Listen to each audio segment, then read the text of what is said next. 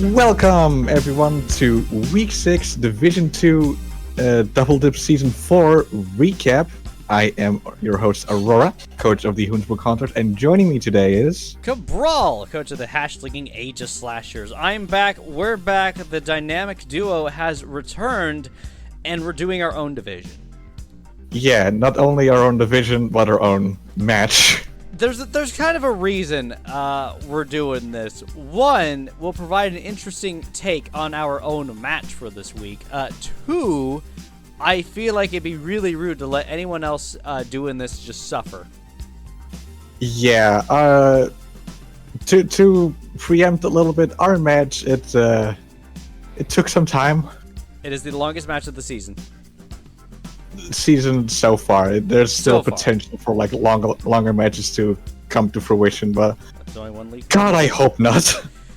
Yeah, especially with week 7 being the final week coming up sometime soon after this video. We're kind of doing a bit of a bing bang boom where we're getting all weeks 5, 6, and 7 all done and ready, so that way playoffs are coming out when playoffs are happening. So that's the idea we got going behind this. But yeah, playoffs are looking to be a little insane after this week. I believe there's only a couple that are left to be determined after this week. Yeah, after this week, there isn't much wiggle room left anymore. Spoot has pretty much locked himself to be either second or third place. Vincent, coach of the Heerlen Hawluchas, can still either move to second place or fall down to fourth place. Mm-hmm. And that fourth place is actually still in hot contention, as Cabral, Skittles, Remedy, and Jason are all fighting for it. Yeah, it is anyone's game at that point to grab that fourth place spot. But the specifics of that we'll get into at the end once we have discussed all the matches this week. Speaking of matches this week, do you want to introduce the first one? Well, you might know these people. We have Cabral of the Slinging Aegislashers and Aurora of the Hoensbroek Hunters fighting it off right here in our first match. And honestly, both of the teams picked some great Pokemon to fight each other with. Can I just say? Yeah, this match, like, we're also gonna play this at fast speed. Yeah, we're gonna play it at fast speed just to get through it a bit faster. But it's like both our teams are actually usually pretty offensive. You know, Barracuda likes to sweep through teams, Seismitoad likes to sweep through teams.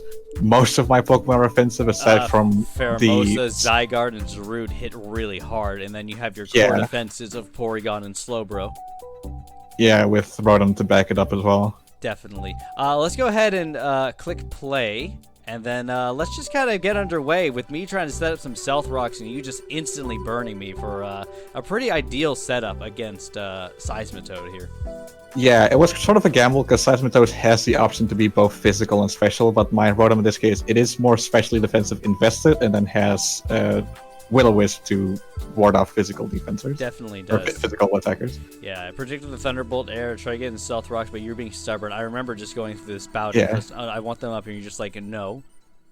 Yeah, you were very adamant about it, and I very much recall you saying that after I switched out with my Rotom, that you were confident that these rocks were here to stay. Oh, yeah. Little did you know that I actually had heavy-duty boots on the Rotom. Yeah, I actually had knockoff, I believe, on Seismitoad, and should have just clicked it in the beginning. Probably should have. That would have guaranteed. Definitely. The great staying, U-turn there, by the way, on my part. Yeah, the U-turn after the defense drop from close combat, it's a roll to kill Zarude, but the crit just guarantees it. Yeah. Also, we see Vaporeon get paralyzed. That poor creature. You'll see what happens.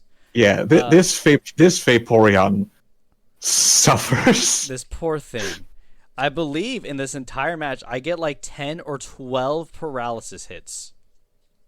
Yeah, I mean, like, granted, Vaporeon is in for most of this match, but... It's true.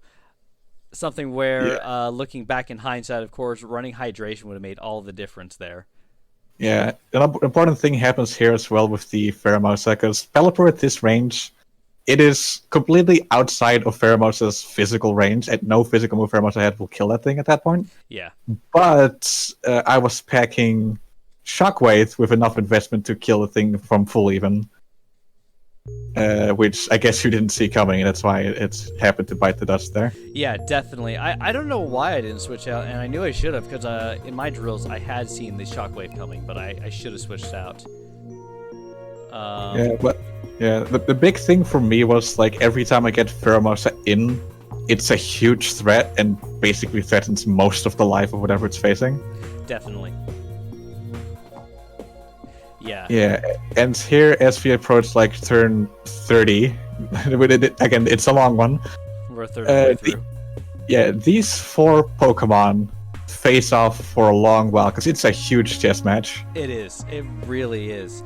One of the biggest reasons for it being a chess match is Vaporeon not running hydration allows Porygon 2 to not be hit by Vaporeon at all. So I can't use any water attacks, and I can't use Shadow Ball that it carries. That was for Slowbro intentionally.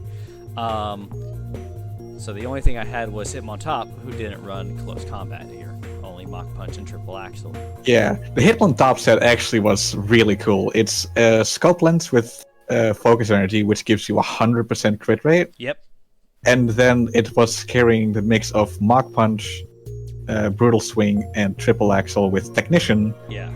To hit a lot of my Pokemon really hard. But... Definitely, because Triple Axle I brought because it hits Rotom Fan, hits Zarude hard, hits Zygarde hard, but I never really thought about how hard to hit Porygon was the issue with that. I had Barraskewda, of course, with close combat, but at that point, I could never get an opportunity to send it out. Yeah, the problem was sort of that my main 2 offensive threats at this point in both Pheromosa and Zygarde. Well, Zygarde not yet, but Zygarde's about to get fucked here, don't worry. Yeah. But like they're both low and can't stay in, like for very long amounts of time. Like, and also the RNG on Sleep Talk was pretty abysmal against me. Yeah, it was some pretty good Sleep Talk right here, honestly, and that U-turn right there. Yeah, and it's definitely something where at this point we're at. Sure, Crunch does a ton of damage, but I already know instantly you're going to go into Porygon afterwards anyways and heal up. These 4 Pokemon against each other just sit on each other, especially because Vaporeon can't do damage. You can't bring out Pheromosa because it can't really do too much without dying to something. Yeah, and like here you're in with the Hitmontop. Yes. And like without sitting up, you're just trying to like get rid of this Porygon, or at least like waste as much of its recover as possible. Mm-hmm. But you're sort of stuck here because if you go into Barraskewda, it takes way too much from Foul Play, or it dies to Thunder.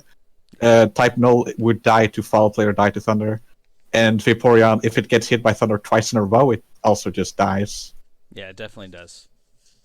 So yeah, and they decide to sack the Type Null. Yep, I do decide to sack the Type Null despite the amount of work it puts in. Type Null does a lot of work for me in this fight. It's a huge defensive wall that's a really hard hurdle to get over. Yeah, and for me at this point, the Barraskewda is pretty much a non-issue because I did the calc on it, and it's banded, it's choice banded. Yeah. So. It can either choose to go for Crunch or Close Combat, which are like the only 2 relevant moves. Mm-hmm. If it's Close Combat, Slowbro eats it and will slowly kill it with like Rat Snots, Skulls, or Shadow Ball, which is its last move.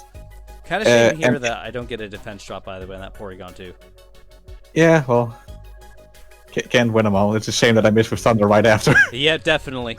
Don't know if that Thunder would have actually killed. Like, this poor Vaporeon just keeps getting whacked with Thunder over and over and over again. I mean, at 24%, it's actually more likely to kill than not. Yeah. But yeah, it misses, and this fucking thing gets to live. One huge mistake that I definitely regret this week is I should have brought Teleport on Porygon. Yeah. Because I run into an issue where it's like really difficult for me to get in Pheromosa and Zygarde. Mm-hmm.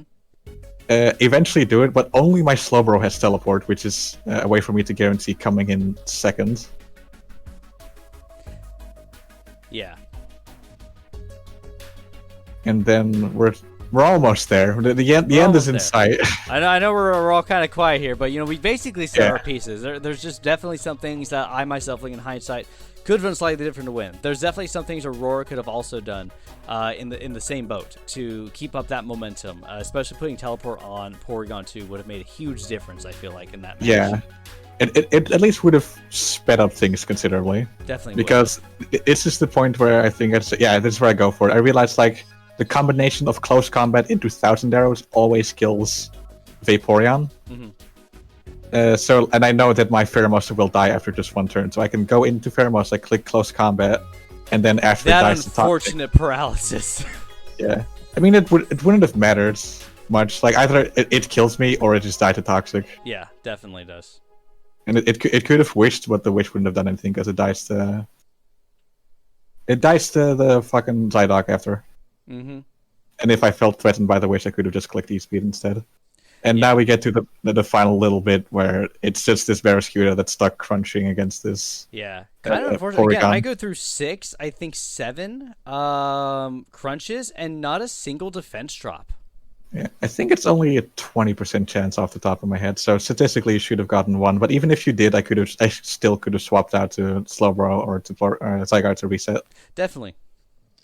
So like it was a wrap at that point. It was just a question of like how efficiently can I still like win this? Like, do I still lose another Pokemon? Like, yeah, it's different. Trying to keep it that good differential because as of this point, I believe no one had gotten you down to less than 4 Pokemon. Yeah. So funnily enough, it's been like slowly going downhill for me. It was the first week was a 6-0, second week was a 5-0, then the next 3 matches were 4-0s. Then against you, it's a 3-0. And we'll see if that trend continues or not in week 7. We will definitely see. But that's about all we really have to say about this match because 1, we fought it. 2, it's super long. It is a war of attrition at that point in the match itself. Yeah. And I do want to thank you for a genuinely good match. Having this be my first season experiencing a battle like that, it was really nice to get. It is the standout match for me of the entire season.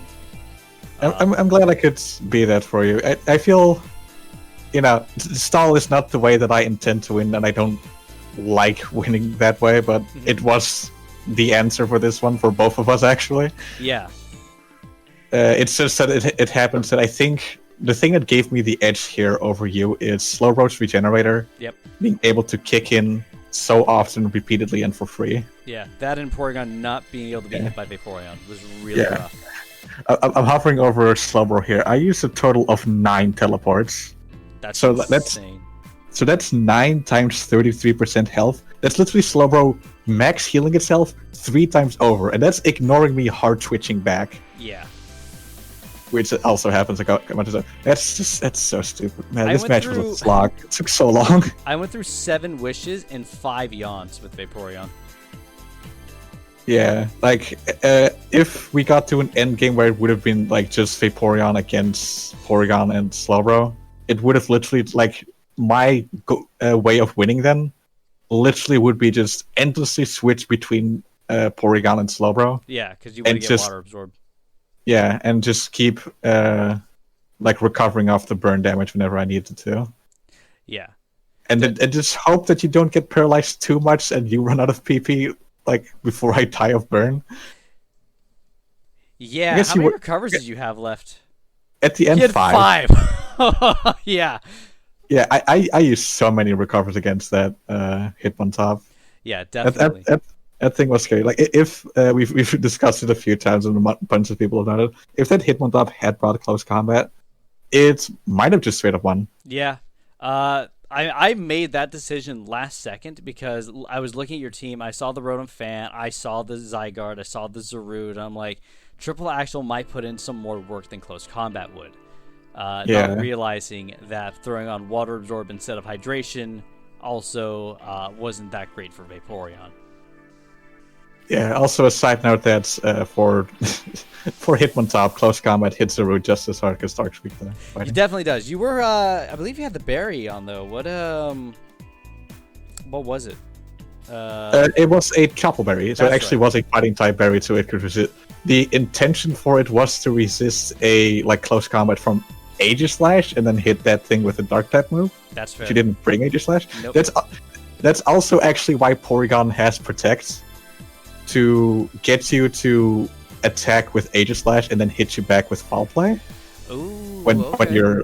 when you're like in the open form and sword form, whatever the fuck it's called. Yeah. Because like foul play while you have 50 base attack and 140 base defenses does nothing.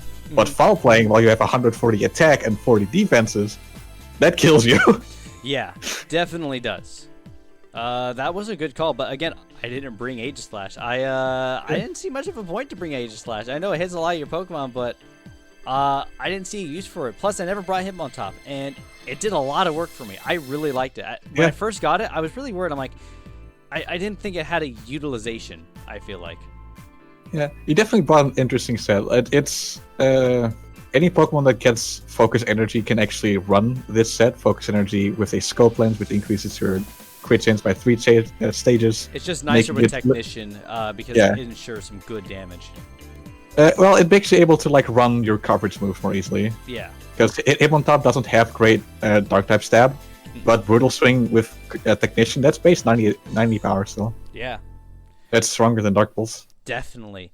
I think that'll wrap it up for our match. We've already spent probably about 10 minutes on it by itself. So let's move on to these other matches because... Well, luckily we don't need to spend as much time on the other matches. Yeah, that is the thing about it. But we have some interesting matches. Again, we're going to move on here just a second to, I believe it is Skittles and Spoopman next. And we'll bring that up in a second. But... this has gotten you, by the way, 6-0 at this point in the division. Undefeated.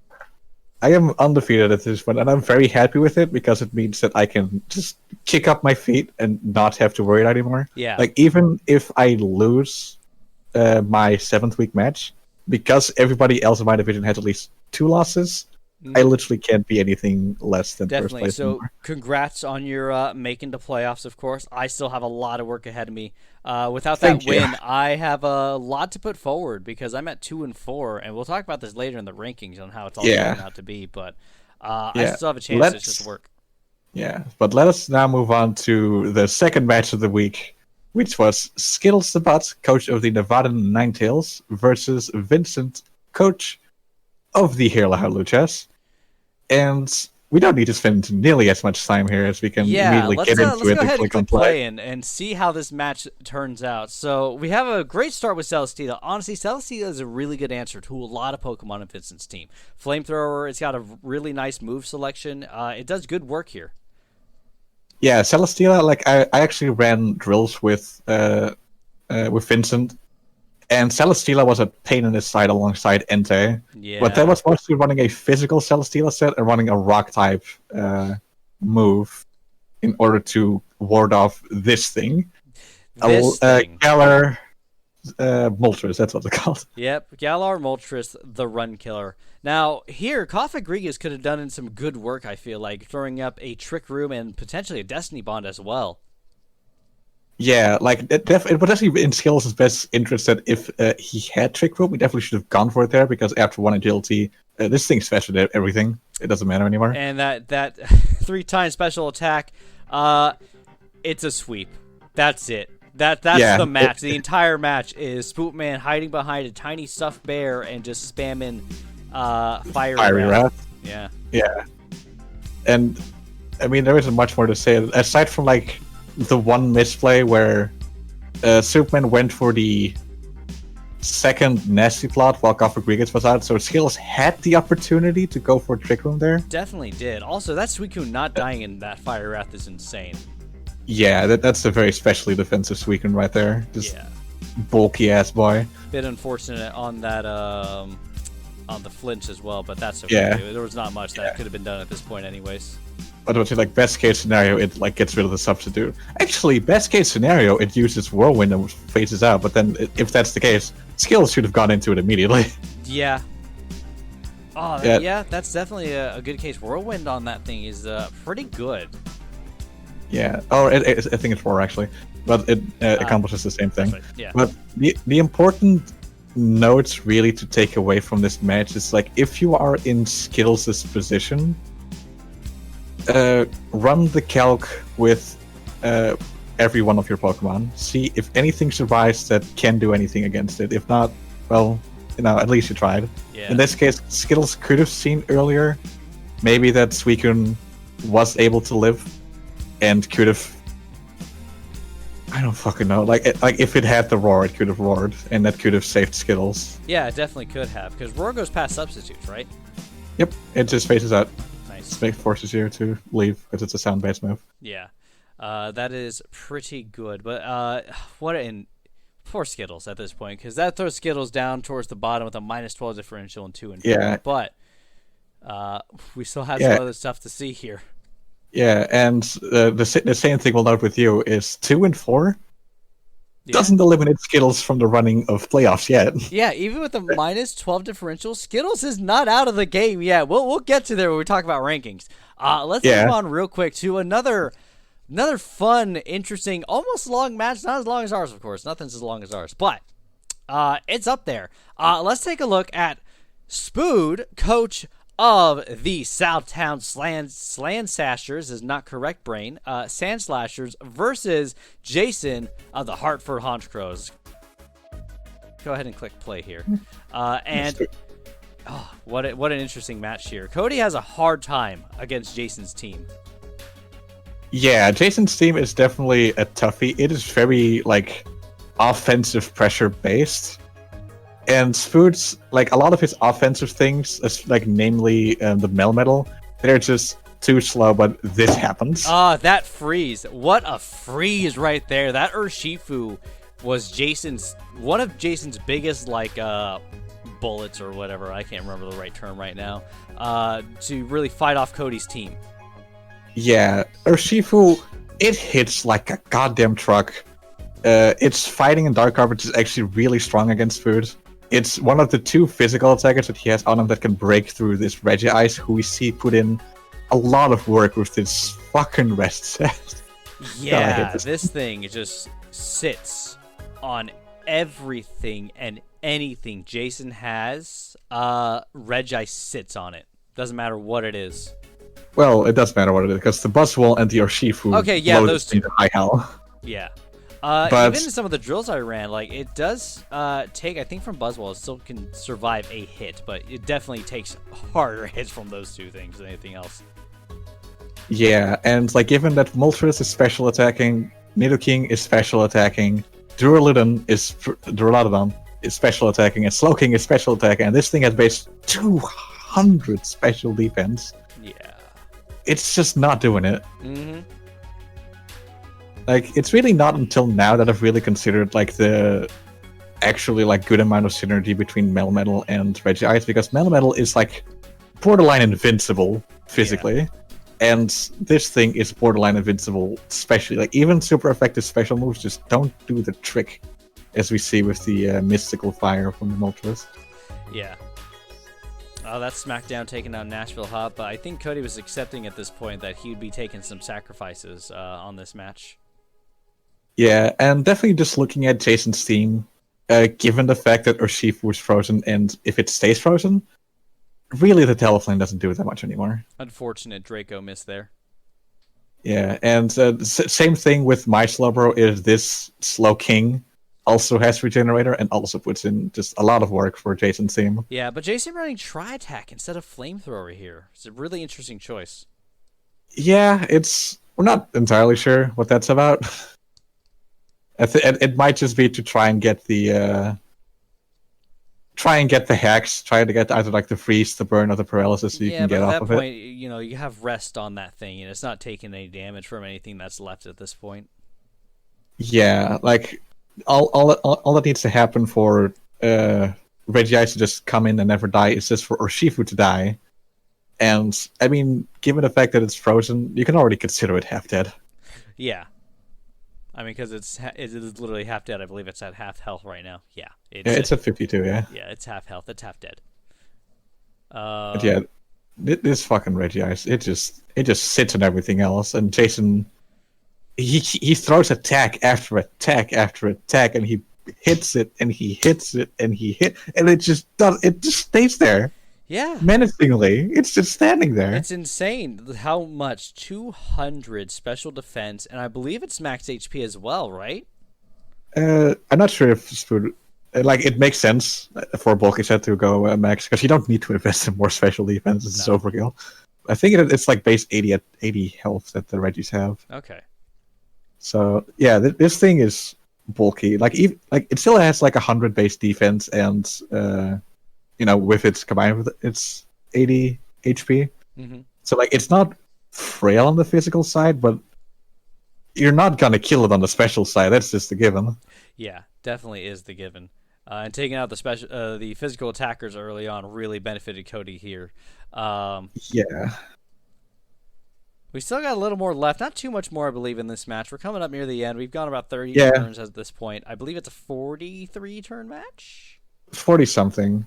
One interesting thing also to note is that Slow Roast base HP is 95. Yeah. And at 95 base HP, you actually just barely miss out on not being four-shot by seismic dots. Definitely. Here it is, by the way, the big killer of Cody's team. This is a Porygon Z with 2 moves, Agility and Last Resort with a metronome on it. Yeah, so the way that this works is Agility just doubles your attack, but Last Resort is a move with 140 base power normal type that you can only use once you've used every single last one of your other moves. You can sort of cheat the system by just not having 4 moves, which is what Cody has done here. So he just sets up 1 agility, which makes it outspeed all of Jason's team, and then just starts clicking Last Resort because agility is his only other move. Yep. Then the combination of Porygon's ability Adaptability, which makes it so that stab moves, which Last Resort is normal type, Porygon is a normal type, makes it, instead of 50% more damaging, twice as damaging. So functionally, Last Resort is hitting for base 280, which is nuts. That's insane. And as you clearly saw there at the end, it one-shots everything. Including being toxic, of course. Like, Cody was on a time limit with that thing, but at that point, doesn't matter. But the only thing that was left there was like potentially for Urshifu to try and go for the Sucker Punch. Yeah. Which it would have saved 1 differential, and after that it would have just died to Melmetal. Because Urshifu can't kill Melmetal in 1 shot. But yeah, and also the metronome, the way that thing works is once you start using a move, if you use it consecutively, you get a power boost of 20 for each previous turn you've used it. I think up to 200% off the top of my head. That's insane. It's either 100 or 200. It's a big boost, but only if you just keep clicking the same thing over and over again. Yeah. Definitely a very circumstantial, not everyone should run it sort of situation. It's very much something that Cody only saw as it were a last resort against Jason's team. Yeah. So, moving on to our last match.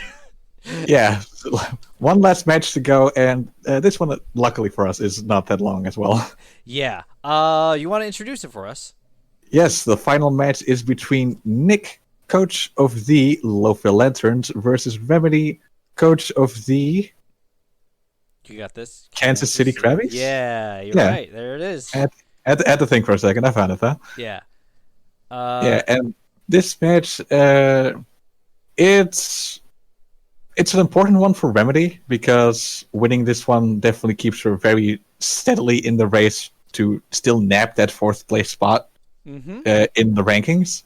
As for Nick has 5 losses at this point, and that does, mathematically eliminate him. Yeah. So he's just playing for pride at this point. But pride is important, and Nick is still giving it his all, and we see that in this match. Definitely. Let's go ahead and click play and get started. So, we start off with Zygarde. Pretty usual for Nick at this point. This bird hurts, by the way. Yeah, Galar Zapdos hurts pretty bad. But if we look at Remedy's team, we see Remedy only has 2 resists to Zygarde, one of which is this Appleton, the other one being Heracross, which still doesn't want to take 1,000 arrows. Yeah. But everything else really hurts. Yeah, everything else really gets the hurt put on with 1,000 arrows, and nothing really wants to take a glare, which just instantly paralyzes something. Yeah. Also, that knockoff from Audino was really interesting earlier. Yeah, I didn't before this. I didn't even know Audino got knockout. And again, I didn't know jack shit about Audino in the first place. Yeah. Good job, by the way, with Nick getting off the burn on Mimikyu, which is a heavy physical attacker as it is, and then Psychic Terrain, and look, there it is again. You saw that? Did you see the Shadow Sneak attempt where you can't use priority moves in Psychic Terrain? Yeah, it was even like a double miss, because not only does Psychic Terrain prevent priority moves from hitting, in DD is also a normal type, so even if it connected, it wouldn't have done damage. Yeah, so that was something on Remedy's part, and to be fair, a lot of people are still trying to figure out terrains, how they work. Like especially some older players coming in, they're like, "I played Pokemon before, I know how stuff works. What's a terrain?" They're not gonna know that. That and also in DD being normal Psychic is really odd and not something a lot of people would kind of realize at first glance. Yeah, it's really a question of like it's not very intuitive what they do. Mm-hmm. Like you can look at rain and kind of understand, like, yeah, okay, sure, water's stronger in this, and it like douses the power of fire a little bit. Yeah. And that's like the most important things to take away from it. Like the same goes for like sun. Sandstorm has like a little weird thing about it that it boosts the defense of rock types or special defense of rock types specifically. But aside from that, like the weather, like it makes sense. Yeah. The screens, it's something that you learn a little bit, but they make sense. The terrains, you don't have a real world reference for what the fuck weird terrain is. Yeah. So, by the way, question, that Heatran was having a balloon. Would 1,000 arrows have been able to get it regardless of the balloon? Yes. Okay. So balloon makes it count as though it's levitating, and 1,000 arrows hits things that are levitating and flying both, and more importantly, it knocks them down. So the first hit is usually going to be still count as a resist, but the second hit counts as though it's a flying type isn't even there anymore, and it'll almost always be neutral depending on the typing. Gotcha. Also, we do see like a bunch of like good heal bells come out of this Audino. Yeah, definitely some good heal bells there. A good cleric for Remedy's team to run. But then this Aerodactyl comes out. Dragon Dance is a new move for it, I believe, as well, which is a fantastic move for Aerodactyl to get because Dual Wing Beat now just wipes the floor with Mimikyu.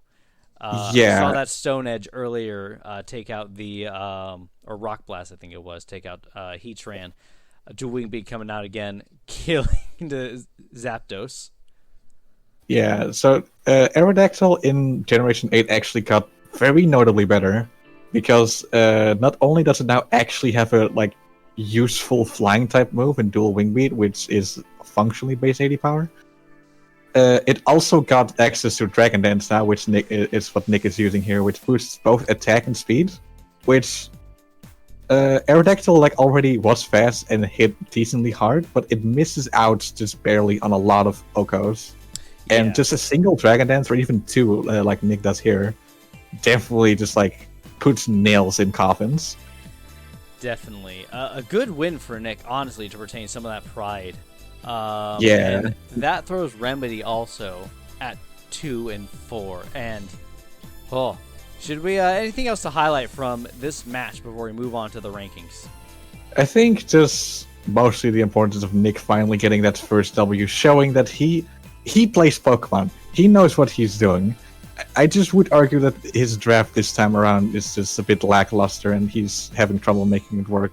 Yeah. I mean, like, as I forget who I did it with, but I've labbed with the people he's gone up against. So I've played as his team in the past, and it's difficult. I feel now that he's brought Dusclops a bunch of times, and it's actually been like really good each time. It's a lot better because it gives him something besides just the Miltank that can take hits. And I feel he's done better since then. And now we're finally having a W. I feel things are finally coming together for Nick. Yeah, and I can definitely agree with that. This was a good win for Nick. And it's something, too, where, again, for Remedy, just because of this loss, she is not out of the race for playoffs. Let's go ahead and start talking about that. Let's go ahead and take a look at the rankings for Division 2 over here, because it is shaping up. Of course, you're the leader. You've got the 6-0 right now. You're guaranteed for playoffs with that plus 26 differential. My goodness, you should be illegal at this point. Yeah, like literally my worst case scenario is if I get 6-0 next week and IDM 6-0 his match next week, we are tied for differential. That's my worst case. It's a tied first place. That's my worst case scenario right now. Definitely. And it's something, too, where we have Cody in second as well as Jason. With only one match left, those two are guaranteed for playoffs. It is a matter of who ends up in fourth. Actually, no. Actually, that would make a difference because the next nearest differential in fourth is -4. So Cody's guaranteed for second or third. Doesn't matter which one, and same goes for Jason. Or not Jason, Vincent of the Heerlen Hawluchas. Actually, Vincent is just barely able to slink down to the fourth position if he loses 6-0 and Jason wins 6-0. But as long as that doesn't happen, then Vincent is guaranteed of his third place spot. And depending on differential or wins and losses in the final week, could still take Cody's second place. Yeah, could definitely still do that. And then if we scroll down to ranks 4 through 7, it is still anyone's game at that point because there's one match left. So you can get, if Jason loses, the Hartford Honchkrows, if he loses his match and goes 3 and 4, if I were to win my match, I would outpace his differential easily. If Remedy wins and I lose and gets a really good differential, she's guaranteed for fourth. If Skittles has to 6-0 someone.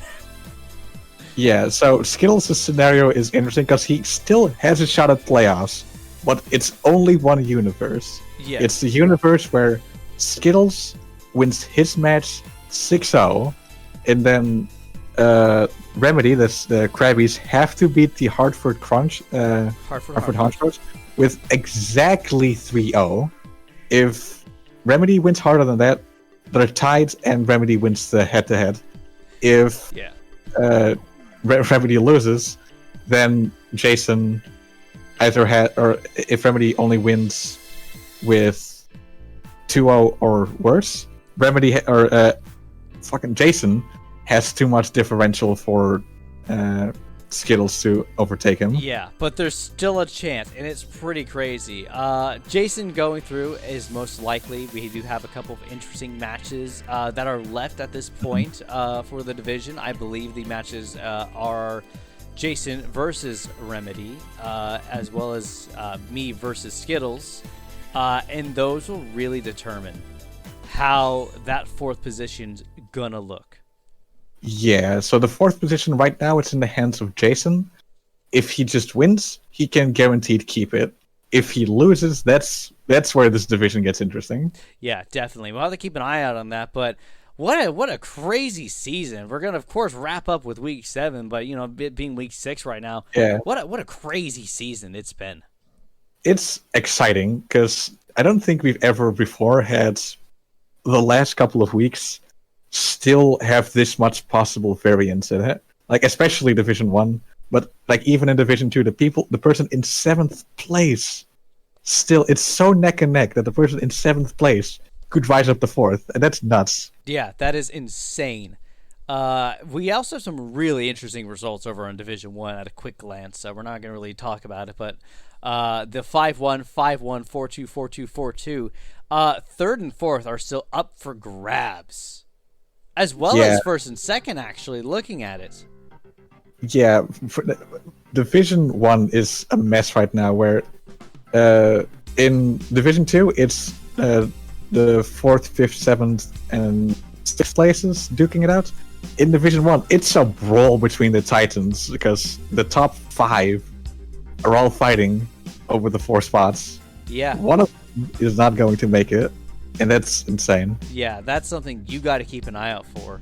So be sure to check out Division 1's recap for Week 6. And stay tuned for Week 7 because we get the results. We know who's going to playoffs and who's not. And it's an exciting time. Playoffs are upon us here really soon.